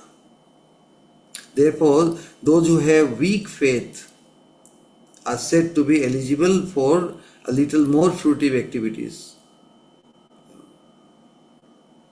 Anyway, then those who give up varnashram dharma and all their perpetual and occasional duties and accept the dress of a Bhagavat Paramhansa, swan-like theistic saint, to commence Sri Hari Bhajan, give up varnashram dharma both internally and externally and become fully independent from karma and jnana, but also those who remain in the ashram of householders and yet attain firm faith and perform bhajan in full surrender to Sri Krishna's lotus feet, have automatically succeeded in renouncing varnashram dharma. For they do not have this state of mind at all anymore. So basically, those who are even apparently in graced ashram, householders, they can also attain this firm faith and perform bhajan in full surrender to Krishna. So they have also automatically succeeded in renouncing varnashram dharma. So varnashram dharma, its entanglement is in our consciousness and in action. But if our consciousness is purified and our actions are involved only in pure bhajana, then also one has transcended varnashram dharma. For they do not have this state of mind at all anymore.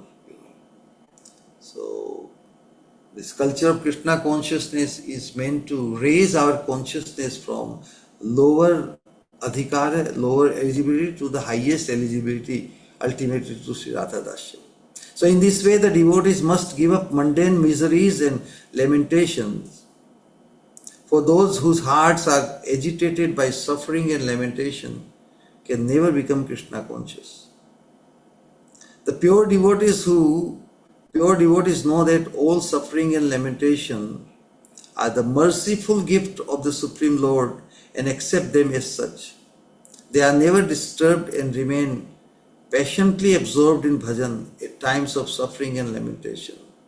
Again, anya yoga means that the devotee gives up his attachment to wife, children, and the sense objects. So it's the attachment. Attachment causes our bondage to these mundane affairs. But our attachment to something which is perceived as the object of our sense gratification. If the attachment is for the association on the spiritual platform, then it enhances our Krishna consciousness. So attachment to what end? If you become attached to something or someone, to the end of our sense gratification or to the end of attaining the Krishna conscious association. So that will determine whether so Anya yoga means that the devotee gives up his attachment to wife for sense gratification, children and the sense objects. The pure devotee expertise in bhajan means that they are freeing the mind from attachments to all mundane sense objects and it. Firmly establish means the attachment. Establish it in the lotus feet of the Lord. What a beautiful statement. The pure devotee's expertise in bhajan means that they are freeing the mind from attachments to all mundane sense objects and firmly establish its mind or its attachment in the lotus feet of the Lord. Narottam Das Thakur says, in this way, the practicing devotees whose hearts are fixed in the lotus feet of Sri Krishna should worship Sri Sri Giridhari. Nitai Gaur Premanandi Hari Hari Bol. So such wonderful instructions we are relishing and benefiting from. So I think I should stop here and invite some participation. We have one question. My question is, if a practicing devotee has a family member who fits Janaka Pandit's description of an enemy, what is the proper standard of duty? I have actually sent one. Are we still strictly bound by the Vedas to care for and maintain them? Or does their antagonistic nature change our occupational obligations? How should a Grihastha householder balance protecting their spiritual life from these enemies while not committing the error of prematurely giving up their prescribed duties? Yes, Actually, I have sent one. I'll read it for you. First of all, yes. I said that I'm trying to understand how to reconcile two spiritual instructions regarding family duties. So, in the purport of Bhagavatam 3.23.3, Srila Prabhupada quotes that Chanakya Pandit stating that there are four kinds of enemies at home: a father in debt, a mother who selects another husband, a wife who deals roughly, and a foolish son. So, on the other hand, in our explanation of text 16 of our Prema Bhakti Chandrika, it warns devotees against prematurely giving up their prescribed Vedic occupational duties under the pretext that devotion is enough, or that because of these duties my meditation is disturbed. So, because of this, like how to reconcile these two things? It was my question. Well, it's a very, very touchy situation, different people. But instruction of Bhagavatam is regarding the immaturity, as you said. How long one has remained immature since eternity, you know. So even in immaturity, you know, it's a very subjective thing. Bhagavatam says, Tasyaiva heto prayatete ko vido na labhyate yad bhramata upariyad hai. Nahi. That is previous to that. Shloka where described, Kovath apto abhajatam swadharmata. त्यक्त्वा स्वधर्मम चरणाम्बुजम हरेर भजन्न पक्वोत्त पते ततो यदि यत्र क्ववा भद्रम अभूदमुष्य किम कोवाथ आपतो अभजताम स्वधर्मतः. In order to in order to attain the platform of pure devotional service, tyaktva swadharmam, even at the cost of performing his so-called obligations. If one gives up all the expected, because living in a family society everywhere, correct? So if one's interest in Krishna consciousness, the euphoria, the fervor of Krishna consciousness due to the association of pure devotees, if he makes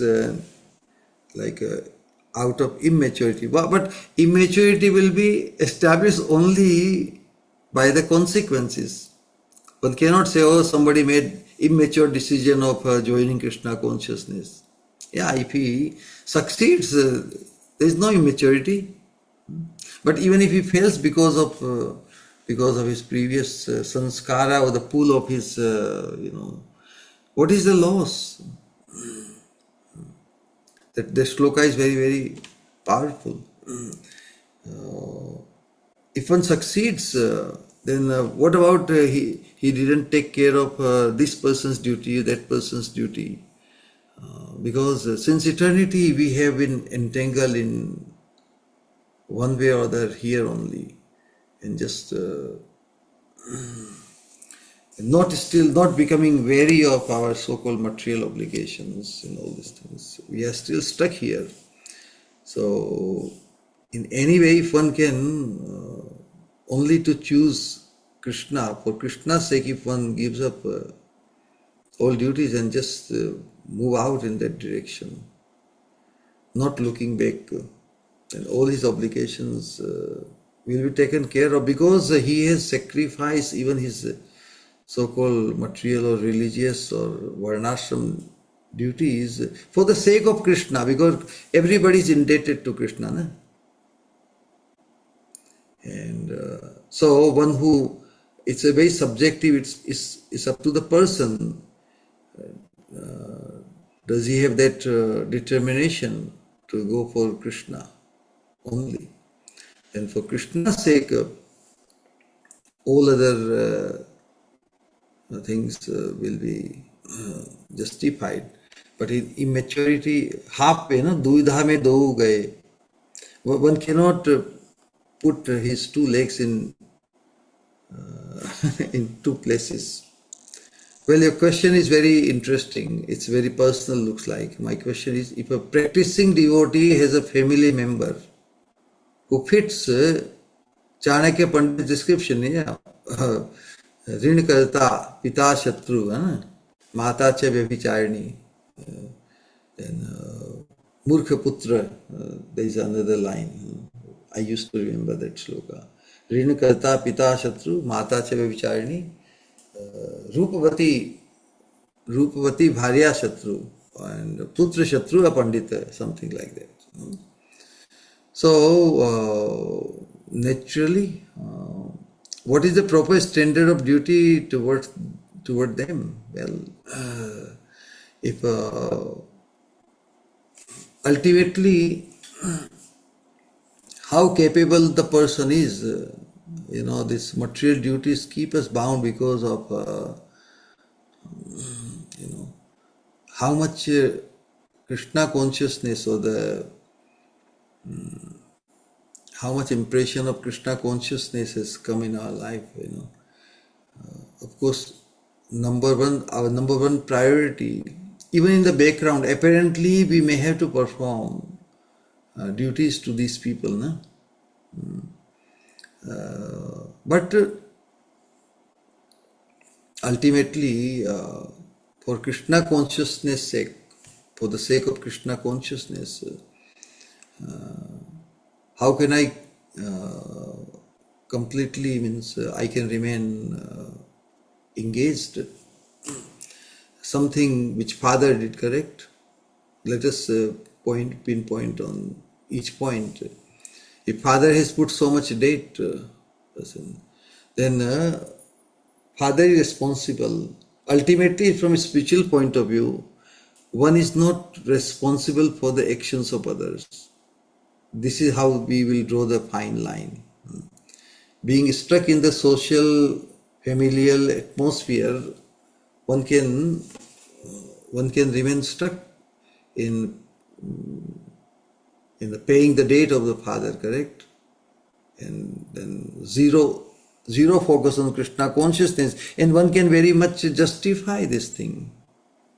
But is this justification justifiable? No.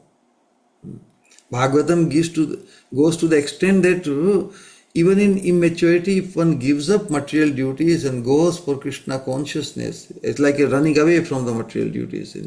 Okay, there is a word in English. He's like a quitter or भगोड़ू, Hindi में कहते भगोड़ू, one who is escapist, one who escapes. What is the word for this? One who escapes,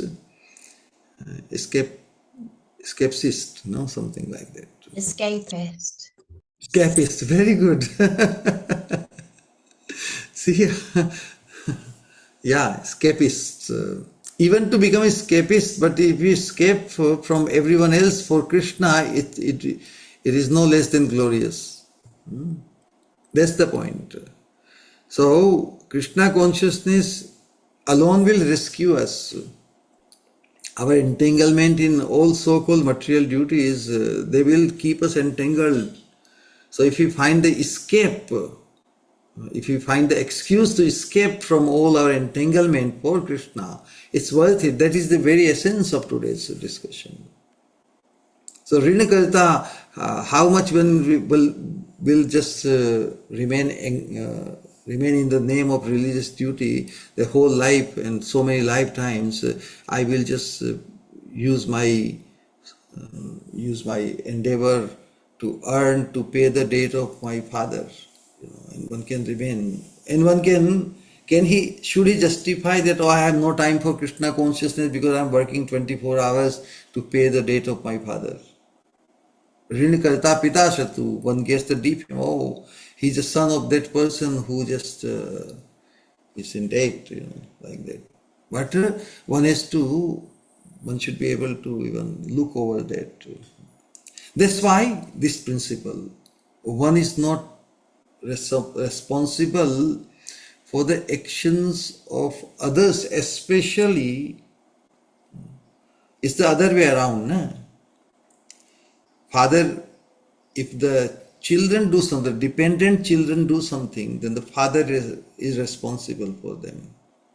Correct? For the actions of the children. But it's the other way around. The question Chanakya Pandit, that if father does something, is the child responsible for it? No. Child is not responsible because one is not responsible for the actions of others. Of course, in societal thing, if the father is not paying back the debt, then they can go after the children once they grow up and whatever, So many rules and regulations are there, but one can definitely free oneself from that stigma or that so-called dutifulness to grow in Krishna consciousness. So Krishna consciousness is the only option for which one can let go other obligations. All right, and one can, when one joins the path of pure devotional service, all other stigmas of having a mother of that low character, father with the date,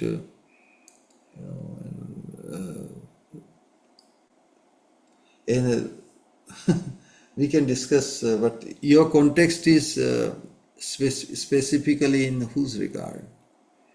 Out of the four things, Rupavati, Bharya, Shatru, Murkha. So Murkha, huh? Rina. With regard to whom? The father who is in. I cannot hear properly. Hare Krishna. Is it clear enough now? Yes. Yeah. So I have experienced two of these things, means like Rinakarta and Pita Yeah, Shatru, yeah, Mata, and Mata yeah, Shatru. I have seen a devotee's not a devotee, but I have seen a friend's case in which mother actually. Okay, so the idea is if the father has put so much weight, so much date for the son's duty. Well, if he can pay the debt, that's great. But if it's not possible, it's not necessary that one may be in the position to pay back the debt. Then one has to let go and just find his way in Krishna consciousness. Because Krishna consciousness, if one becomes enlightened with or awakened in, no situation can stop him. There is a wonderful book discussion, Civilization and Transcendence, in the question answering. Prabhupada writes that Krishna consciousness cannot be checked if you want it. Correct? So no situation of father, no situation of mother, no situation of son, or you know, or wife. We are stuck with them, these obligations, as long as we are not enlightened enough in Krishna consciousness. Period. Hare Krishna. There can always be a way out of them. At the cost of we cannot afford to remain stuck with them at the cost of growing in Krishna consciousness. It is our number one obligation. Other obligations we have lived for since eternity. But Krishna consciousness only has been ignored. And Krishna consciousness is too important to be ignored by any of these things. Alright, so this is the absolute platform, understanding through Bhagavatam. But individual case subjectively could be different. But the awakening in Krishna consciousness cannot be, we cannot play with it. It is such a rare phenomenon in one's life to become awakened in Krishna consciousness, and we can leave everything behind. We don't have to carry the burden so much that we kill our Krishna consciousness or tarnish or harm our growth. That is our number one priority. All right? Yes, so best is that will we in case if we are able to manage both of them, then it's fine. But in a situation in which the material duty is hampering our spiritual practice, then in that case we have to avoid it and focus on our spiritual activity in such a Yes. situation. So Yes. So the second, an awakened soul can cause the awakening in others if they are ready. So even if the father is with date, if he becomes Krishna conscious, then that will be also for his ultimate benefit. Because many people are in debt, many people become bankrupt.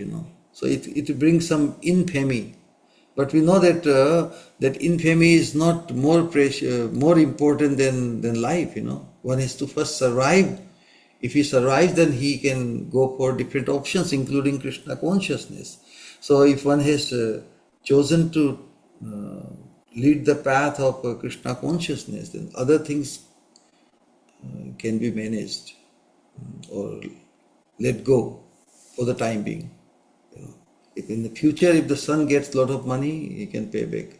In our family also, and many certain that when person committed the date, then he had to leave the village even. But when he came back, he paid back. So sometimes the infamy is temporary. Material is hani, love, profit and loss, glory and infamy. They are temporary. They come and go. They don't stay forever. But if we attain Krishna consciousness platform, it will be our eternal position.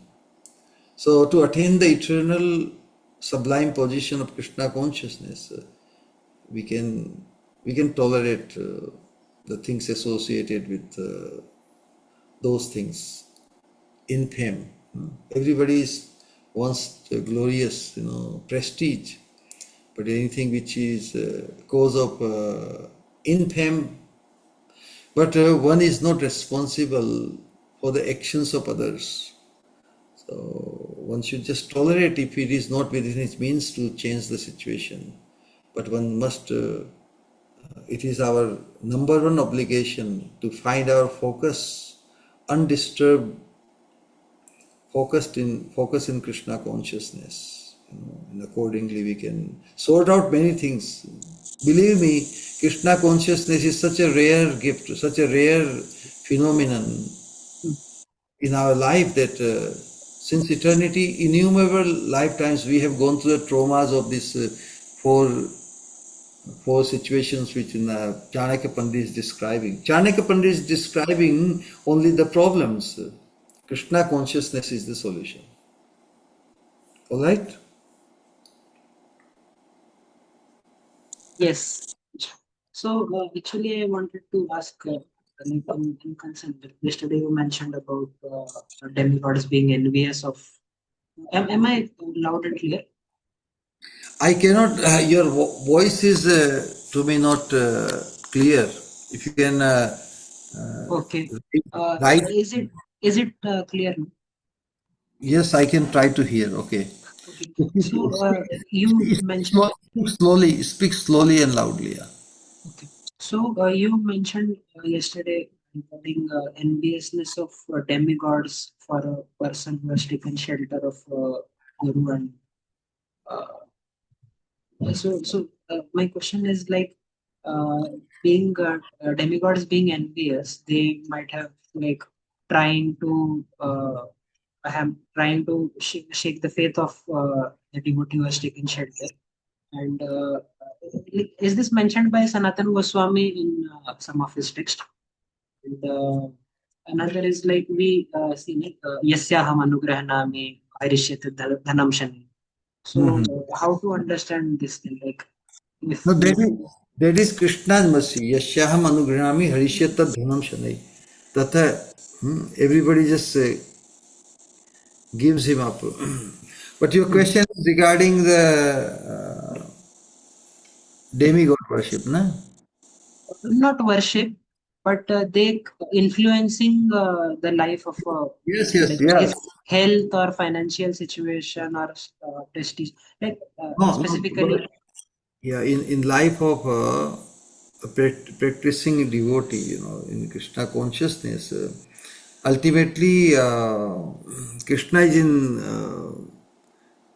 in full control, but others are agents of Krishna. Everybody should be seen as an instrument of Krishna. Even demigods are instrument of Krishna to check or test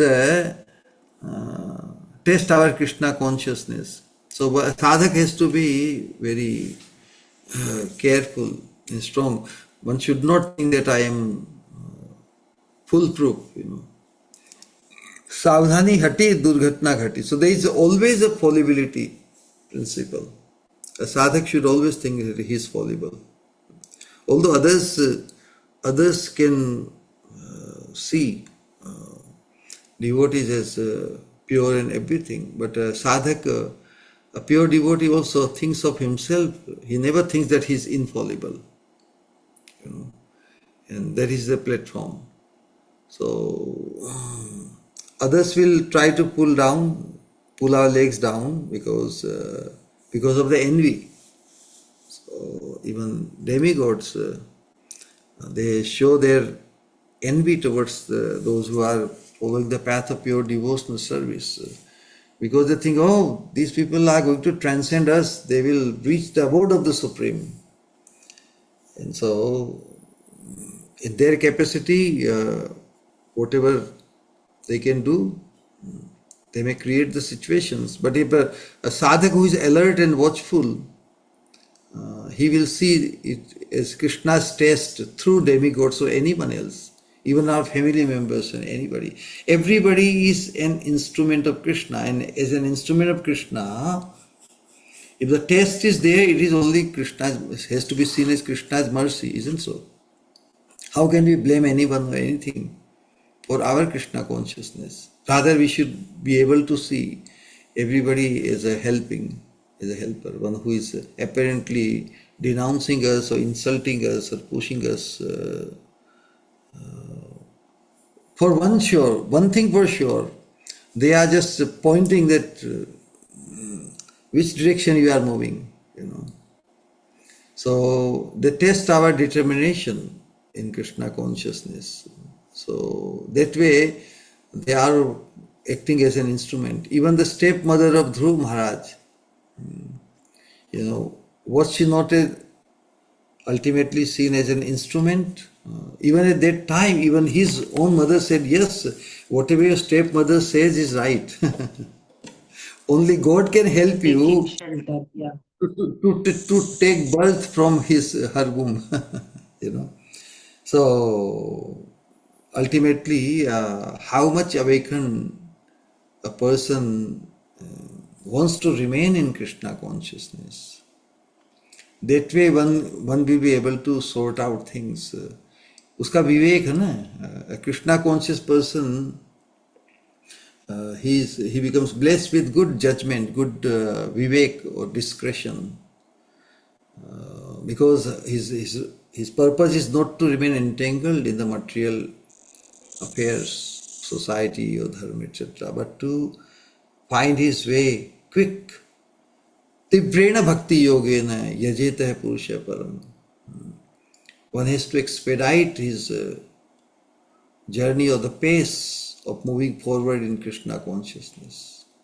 That is essential. If anything which blocks or lowers or dilutes one's fervor in Krishna consciousness, that one must get rid of. That is what specifically you are reading. So the things or association of the persons which block or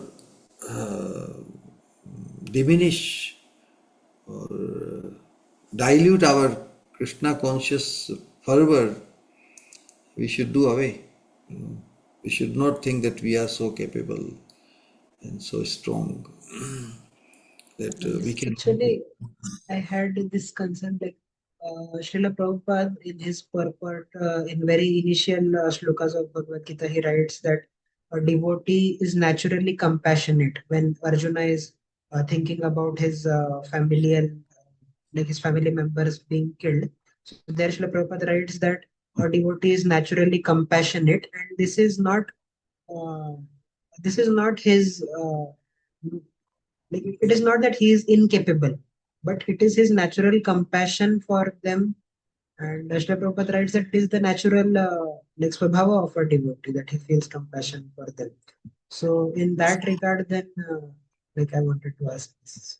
But yes, it like really Yeah. wonderful explanation, and I Yes, really glad to hear this. Really grateful, Maharaj. compassion is there, but what if the person who doesn't want to become the recipient of his compassion? The compassion of devotee is that he wants to become an instrument to cause Krishna consciousness in a person. However close he may be in family or social relation, if the person is not interested, then we cannot force our compassion. A devotee has to just move forward. They are unlimited beings ready to become the recipient of his Krishna conscious compassion, isn't so? So we cannot, devotee is not limited in his role to his so-called bodily connections. He sees everybody connecting to Krishna, and if those who are not interested, we move from them. Na? Yes. However, compassion has to be utilized. No? It has to. So it can be put. So sometimes to ignore somebody or distance from someone is also compassion. Because if a person cannot value the Krishna conscious,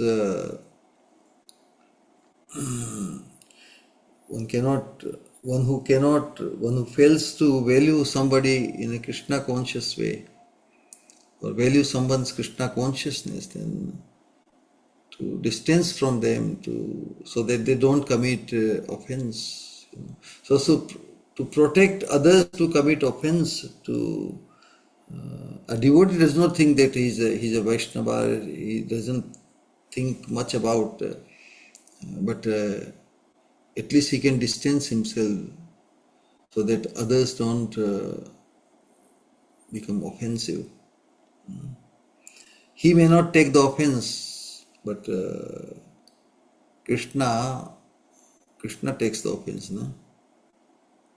If anybody commits offense with his words or actions towards a sadhaka, one can become very tolerant and everything, but there is always a fine line how much compassion we express, which can be utilized, which can be used to good end. But if the compassionate nature is give a negative impression, then one should save one's compassion for someone else. All right?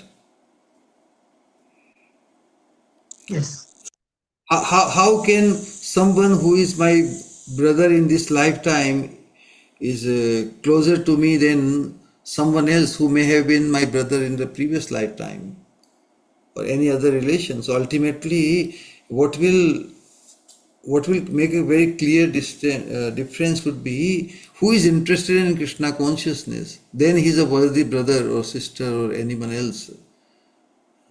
If one is not interested, even so-called brother or anyone for that sake, how can he be called or dealt with as a real brother?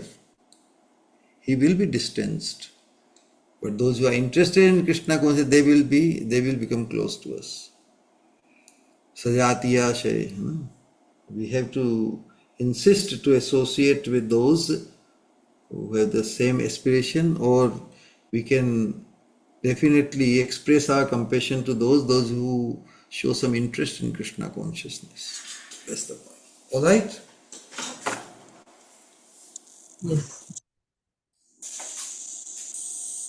Nitai Gaur Premanande Hari Hari. Sri Radhe, Sri Radhe. Anyone else has last to say about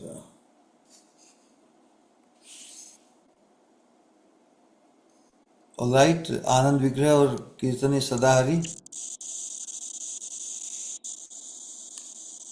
Hare Krishna, Shri Guru, Dandavat Pranam.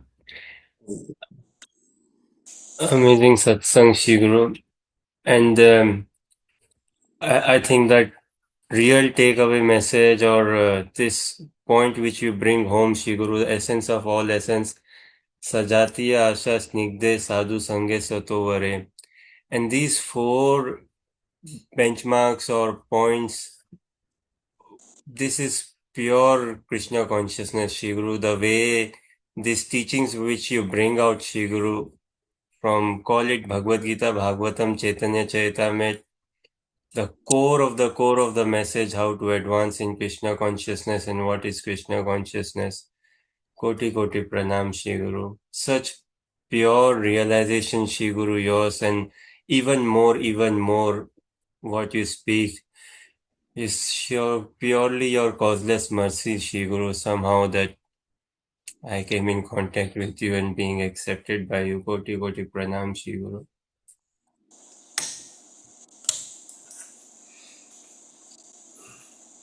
Nitai Gaur Premanande Hari Hari Gaur. We'll all chant 3 times the Hare Krishna Maha Mantra for the pleasure of our dear most Shri Guru. Hare Krishna, Krishna Krishna, Hare Hare, Hare Ram, Ram Rama, Hare Hare. Hare Krishna, Krishna Krishna, Hare Hare, Hare Ram, Ram Hare Hare. Hare Krishna, Krishna Krishna, Hare Hare. Hare Ram, Ram Hare Hare. From our from our hearts, we'll call out Jayam Vishnupad Paramahamsa Parivrajakacarya Astotar Sri Swamini Kripa Murti, His Divine Grace Srila Bhakti Swarup Govind Maharaj Ki Jai. जय गुरुदेव, जय जय गुरुदेव। समावेद निताय गौर भक्त विंद की जय, निताय गौर प्रेमानंदे, हरि हरि हरि हरि बोल। प्रणाम श्री गुरु, हरे Krishna. Hare Krishna, Sri Swamini Matastu everyone, and we Hare will Krishna, प्रणाम श्री गुरु। now in less than 2 hours we will join you all Kirtan. Also Gaurangi, the youngest participant today. Everything is fine. Oh,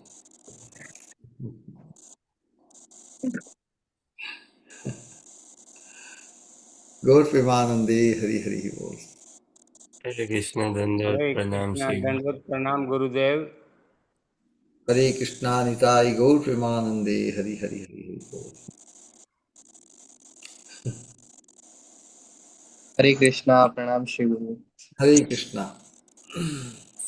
So, Pranam Shri Guru, Hare Krishna. Hare Krishna, welcome for your participation. And wonderful. So, we'll join you in less than 2 hours, correct? In Kirtan? That's good enough? Just less than 2 hours. We can join again.